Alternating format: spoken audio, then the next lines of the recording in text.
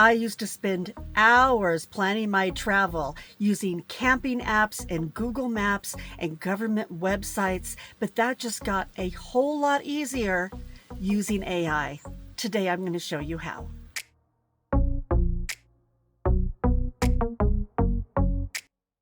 Happy Sunday, everybody. It's Robin with Creativity RV. I hope you're all doing well out there.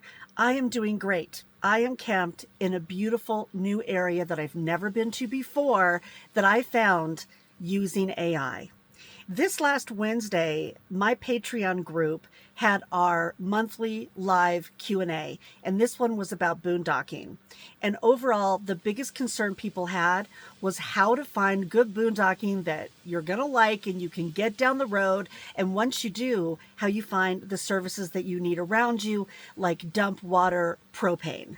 Well, I am going to walk you through one piece of how I find my camping, and that is using AI screen by screen.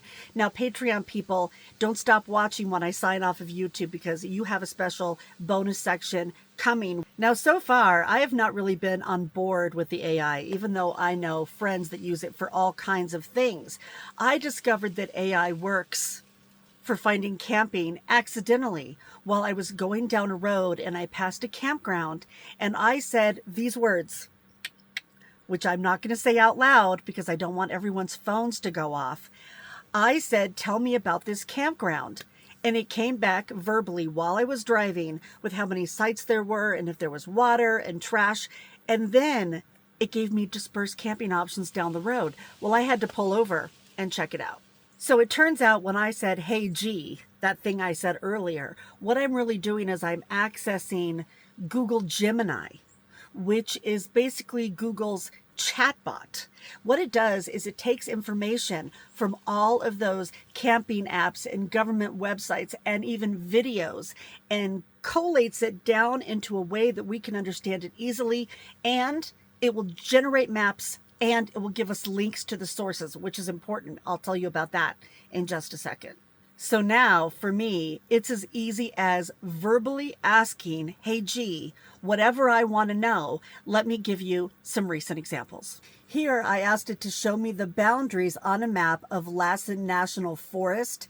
It did that. And when I zoomed in, I could see a bunch of horizontal and vertical lines. So then I said, hey, G, what's that? And it told me. One is for vehicles and the other one is for off-road vehicles. Good to know. Then I asked it what the best dispersed camping was in Lassen National Forest. And I asked it what the best hiking trails were near Burney Falls. And I asked it if there was any dispersed camping near Big Sky, Montana.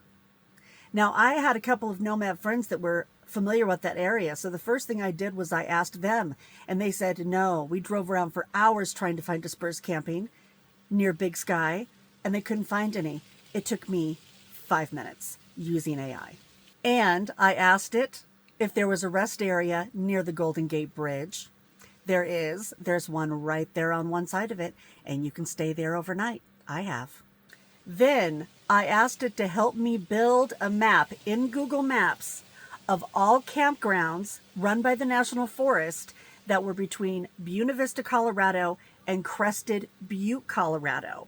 It gave me the map and I was able to drill in. Why? Because sometimes I like to stay in a National Forest campground if it's only for one night. I'm just going through. But I know that I can find boondocking within 1 mile of most National Forest campgrounds. Now I also use Hey G to find public showers and aquatic centers like this one that I found in Breckenridge, Colorado. I asked it what dump stations were near Yuma. You can find absolutely everything that you need. Grocery stores, propane, water, dump, campgrounds, boondocking, rest areas, truck stops. All you have to do is say, hey G, but then you always want to verify it. The information that you're getting from Gemini or whatever AI thing you use is only as good as the sources that it has to draw the information from. Let me give you a couple of examples. If you ask, hey G, is there any dispersed camping between Yellowstone National Park and Grand Teton National Park? It's going to tell you that there is. And you might take that and start driving. Well, when you get there, you're going to be pretty disappointed, probably, because if you drill it on satellite view, you're going to see that this is a hike-in only campground. There are no roads that go there. And I bet this happens to people all of the time. Then I asked Hey G to give me its sources. And it turns out that this information was on one of the review-driven camping apps. So somebody out there put a review out of this campground, but they didn't say it was hike-in only. And the AI didn't catch that. So you have to go in and verify. I found another example when I was camping near the gates of the mountains. Now, I asked if there were any dispersed or regular campgrounds in that area, and it gave me a campground that looked fantastic. The problem is you had to boat in to that campground. Why? Because it doesn't say so on Google, which is where AI got the information. So using AI can make your life a lot easier. Instead of you going around and searching and going to the Dirt and Free Campsites and Campendium and Trekker Path and all of these different apps you might be using, or even BLM.gov or nationalforest.gov, like I used to, and make these big lists and then build maps, the AI will do it for you. And then, for me anyway, I go in and verify the sources, I look at the links, and I always drill down on a map. I hope everyone has found this helpful. People on Patreon, don't stop watching at the end of this video because I'm going to give you some bonus content.